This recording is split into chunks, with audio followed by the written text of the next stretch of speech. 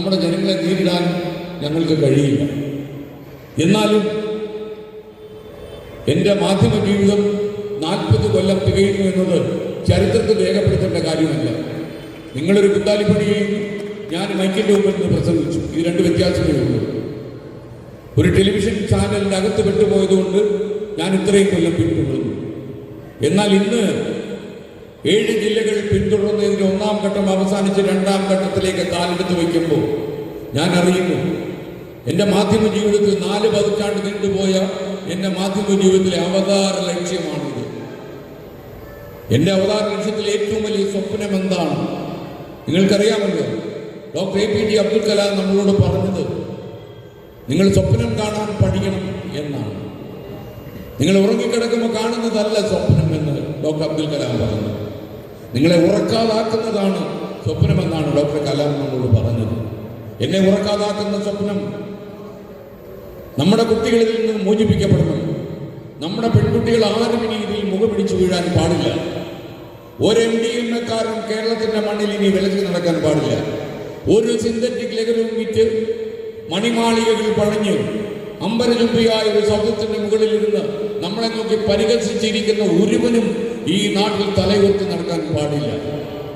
അവസാനത്തെ രാസലഹരിക്കാനും ഈ മണ്ണ് വിട്ടു പോകണം എന്ന് നമ്മൾ വിളിച്ചു പറയണം. കാരണം കുരുന്നുകളെ കൊലയ്ക്ക് കൊടുക്കുന്ന, അമ്മ പെങ്ങന്മാരെ കുരുതി കൊടുക്കുന്ന, നമ്മുടെ ടീച്ചേഴ്സിന്റെയും അധ്യാപികമാരുടെയും ഉറക്കം കെടുത്തുന്ന കുട്ടികൾ നമ്മുടെ നാട്ടിൽ ഉണ്ടാകാൻ പാടില്ല. നിങ്ങൾക്കറിയുമോ, നിങ്ങളുടെ അധ്യാപികമാർ ഇതിൻ്റെ ഉള്ളിലുണ്ട്. പല സ്കൂളുകളിലെയും +2 പള്ളിക്കൂടങ്ങളിലെയും അധ്യാപികമാർ ഈ യാത്രക്കിടയിൽ നമ്മോട് പറയുന്ന ഒരു കാര്യമുണ്ട്. സാരി ഉടുത്ത് കുട്ടികളുടെ മുന്നിൽ നിന്നാൽ വൃത്തികെട്ട കമന്റുകൾ പറയുന്ന കുട്ടികൾ ഉണ്ടായിരിക്കുന്നു. സാരി എന്ന് പറയുന്നൊരു സാധനം മലയാളികളുടെ സംസ്കാരവുമായി ബന്ധപ്പെട്ട് കിടക്കുന്ന സാധനമാണ്. എന്നാൽ ഈ സാരി ഉപേക്ഷിച്ച് ക്ലാസ് മുറികളിൽ ചുരിദാർ മതി എന്ന് മനസ്സിലാക്കിയ വടകരക്കാരി ഒരു അധ്യാപിക എന്നോട് സങ്കടത്തോടാണ് പറഞ്ഞത്, എൻ്റെ മകന്റെ പ്രായമുള്ള കുട്ടി പറയുന്ന നെറുകേടുകൾ കേട്ട് ചെവി കൊത്തി ഞാൻ ക്ലാസ് മുറി വിട്ട് ഓടി എന്നാണ് അവർ പറഞ്ഞത്. പിന്നീട് അവർ ചുരിദാറിലേക്കാണ് കയറിയത്. ആലോചിച്ച് നോക്കണം. നമ്മളെ സമൂഹത്തിന്റെ ഭാഗമാക്കുകയും സമൂഹത്തിന്റെ മൂല്യവിചാരങ്ങൾ എന്താണെന്ന് നമ്മെ പഠിപ്പിക്കുകയും ഒക്കെ ചെയ്യുന്നത് വീട്ടിൽ നിന്നാണ്. വീട്ടിലെ അമ്മയും അച്ഛനും പറഞ്ഞു തരുന്ന പാഠങ്ങളാണ് നമ്മൾ നെഞ്ചിൽ തീക്കൊള്ളി കൊണ്ട് എഴുതി സൂക്ഷിക്കുന്നത്. കുറച്ച് പ്രായം കൂടുമ്പോൾ നമ്മളൊരു സ്കൂളിലേക്ക് ചെല്ലുന്നു.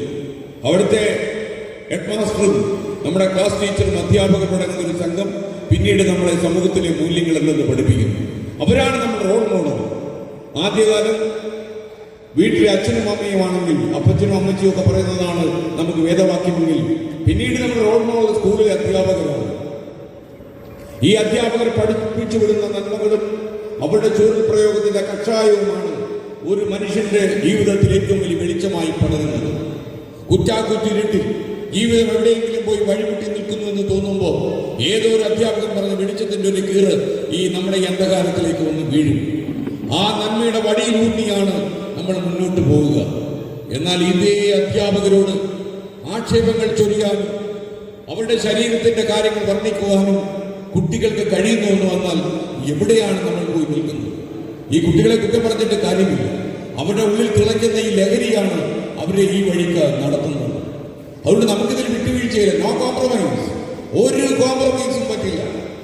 നമുക്ക് കേരളത്തിൽ ഒരുപാട് മലയാളികൾ ബംഗളൂരു പോലുള്ള മഹാനഗരങ്ങളിൽ പോയി ഈ MDMA പോലുള്ള സിന്തറ്റിക് ലഹരി വാങ്ങി ഇവിടെ കൊണ്ടുവന്ന് വിറ്റഴിച്ച് വലിയ പണക്കാരായി നടക്കുന്നുണ്ട്. ഇത്തരം ആളുകളെ കണ്ടുപിടിച്ച് കയ്യാമം വയ്ക്കാൻ നമുക്ക് കഴിയണം. ബംഗളൂരു പോലുള്ള നഗരങ്ങളിലെ ഉറവിടങ്ങളിൽ ബോംബിട്ട് തകർക്കണം നമ്മൾ. കാരണം ഈ ഓരോ ഉറവിടത്തിൽ നിന്ന് ആയിരക്കണക്കിന് കുരുന്നുകളുടെ ശവങ്ങളാണ് വീഴുന്നത്. കേരളത്തെ കുട്ടികൾ, നന്മയുള്ള കുട്ടികൾ പൂക്കളെ പോലെയാണ്. നിങ്ങൾക്കറിയാം, പൂക്കളുടെ വിശുദ്ധിയുള്ളവരാണ് കുട്ടികൾ. അവരുടെ ചിരി ലോകത്തേതിനോടും നമുക്ക് താരതമ്യപ്പെടുത്താൻ കഴിയില്ല. അത്ര സൗന്ദര്യമാണ് ഒരു കുട്ടിയുടെ ചിരിക്ക്. അങ്ങനെയുള്ള കുട്ടികളെയാണ് ഈ മാരകമായ വിഷം അവരുടെ തലച്ചോറിലേക്ക് എഴുതിവിട്ട് തലച്ചോറ് തല്ലിപ്പൊടിച്ച് ഈ സമൂഹത്തിന് ആവശ്യമില്ലാത്ത പാഴ്വസ്തുക്കളായി ചവച്ചു തുപ്പിക്കളയുന്നത് ഈ നരാധമന്മാർ. അതുകൊണ്ട് തന്നെ ഈ ഉറവിടങ്ങളിൽ ബോംബിടണമെന്ന് ഞാൻ പറയും. അക്രമത്തിന് പ്രേരിപ്പിക്കുകയാണെന്ന് പറഞ്ഞാൽ എന്നെ തുറുങ്കിലടച്ചാലും ആ തുറുങ്ക് ഞാൻ ഇഷ്ടപ്പെടും. കാരണം നമുക്കിനി കാത്തിരിക്കാനാകില്ല.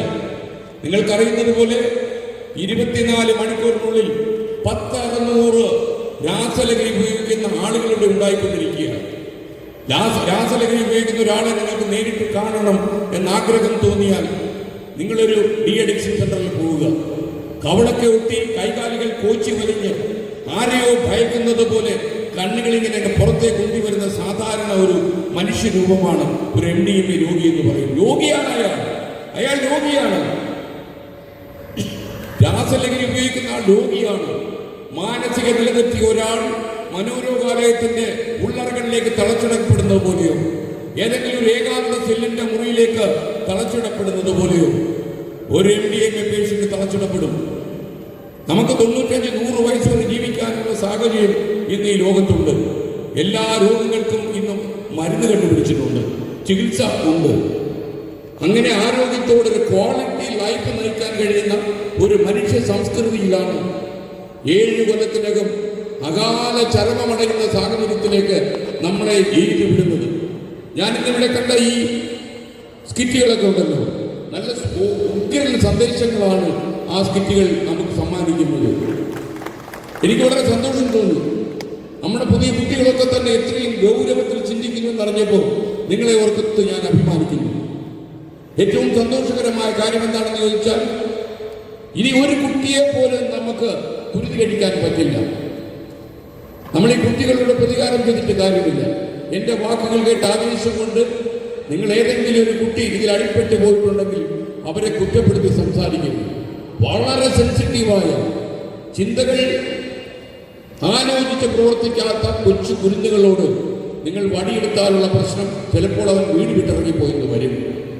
1-2 കുട്ടികൾ മാത്രമുള്ള ഒരു കുടുംബത്തിനത് താങ്ങാനാകില്ല. പെറ്റ കുഞ്ഞിന്റെ കാര്യങ്ങൾ കുഞ്ഞിന് മനസ്സിലായില്ലെങ്കിലും ആ അമ്മയ്ക്ക് മനസ്സിലാകും. വീടുകളിൽ ഇപ്പം അമ്മയുടെ കണ്ണുനീർ കണമാണ് കുട്ടി. വൈകുന്നേരം വീട്ടിന് പുറത്തു പോയി കൂട്ടുകാരുമായി സംബന്ധിച്ച് നടന്നു വരുന്ന ഒരു കുട്ടി കൊലക്കത്തിയുമായിട്ടാണോ കയറി വരുന്നത് എന്ന് ഭയപ്പെടുന്ന അമ്മമാർ ഈ നാട്ടിലുണ്ട്. അമ്മമാരുടെ ശാപം പെയ്തിറങ്ങുകയാണ് ഈ നാട്ടിൽ. നിങ്ങൾ വിശ്വസിച്ചോളൂ. എന്നോട് തന്നെ എത്ര അമ്മമാർ പറഞ്ഞു, ആറന്മുള ക്ഷേത്ര നടയിൽ നിന്നുകൊണ്ട് ആകാശത്ത് കേൾക്കത്തക്ക പോലെയാണ് ഒരു അമ്മ നിലവിളിച്ച് പറഞ്ഞത്, ഈ സാധനം ഇവിടെ വേണ്ട എന്ന്. കാരണം കണക്കറ്റ് ജീവിതാനുഭവങ്ങൾ ആ അമ്മയ്ക്കുണ്ടെന്ന് എനിക്ക് മനസ്സിലായി. നമ്മൾ സാധാരണ മദ്യം കഴിക്കുന്നത് പോലെ അല്ല രാസലഹരി. പള്ളിക്കുട വരാന്തയിൽ വന്നു കയറുന്ന അപരിചിതനുണ്ടെങ്കിൽ നിങ്ങൾ കുട്ടികളോട് പറയണം, അവനോട് സംസാരിക്കാനേ പാടില്ല എന്ന്. വീട്ടിൽ കുട്ടികൾ സ്കൂൾ ബാഗുമായി വരുമ്പോൾ ബാഗ് തുറന്ന് പരിശോധിക്കണം. സ്മാർട്ട് ഫോണുമായിട്ട് മുറിക്കകത്ത് വാതിലിന് കുറ്റിവിട്ടും ഒരുപാട് മണിക്കൂറുകൾ കുട്ടികൾ ഇരിക്കുകയാണെങ്കിൽ സ്നേഹപുരസരം നിങ്ങളുടെ സാന്നിധ്യമോട് ഉറപ്പുവരുത്തണം.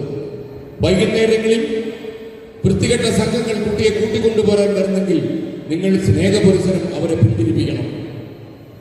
സ്കൂളിലേക്ക് വർഷത്തിൽ ഒരിക്കൽ പോലും പോകാത്ത എത്രയോ മാതാപിതാക്കൾ എത്ര മുന്നിലിരിക്കുന്നുണ്ടാകും.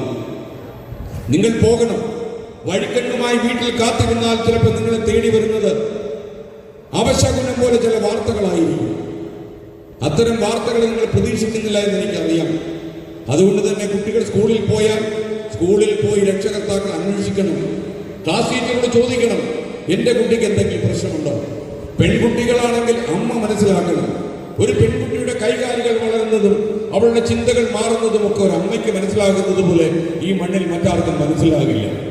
അതേപോലെയാണ് ക്ലാസ്സിലിരിക്കുന്ന കുട്ടിയിൽ ഉണ്ടാകുന്ന ഭാവവ്യത്യാസങ്ങളും ഭാവഹാവാദികളും ഒക്കെ അതേ ശക്തിയിൽ മനസ്സിലാകുന്നത് ഒരു ക്ലാസ്സിൽ പഠിപ്പിക്കുന്ന അധ്യാപിക്കായിരിക്കും.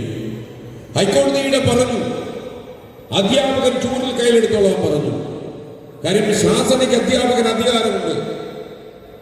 ഒന്ന് വിരട്ടി കൊണ്ടുവരാൻ ഒരു ചൂറിൽ വേണമെങ്കിൽ നിങ്ങൾ കയ്യിലെടുത്തോളൂ എന്ന് പറഞ്ഞു. നമ്മളിൽ പലരും ഉണ്ടല്ലോ, നമ്മുടെ കുട്ടിയെ ഒന്ന് പേടിപ്പിക്കാൻ ശ്രമിച്ചാൽ, നമ്മുടെ കുട്ടിയുടെ ചെവിയിലൊന്ന് ഉള്ളിയാൽ അയാൾക്കെതിരെ കേസ് കൊടുക്കാനും പറ്റുമെങ്കിൽ ആ സ്കൂൾ തന്നെ തല്ലിപ്പൊളിക്കാനും നമ്മൾ തയ്യാറാകും. അതിനൊക്കെ നമുക്ക് കിട്ടിയ തിരിച്ചടിയാണ് ഇപ്പോൾ സംഭവിക്കുന്നത്. നിങ്ങൾ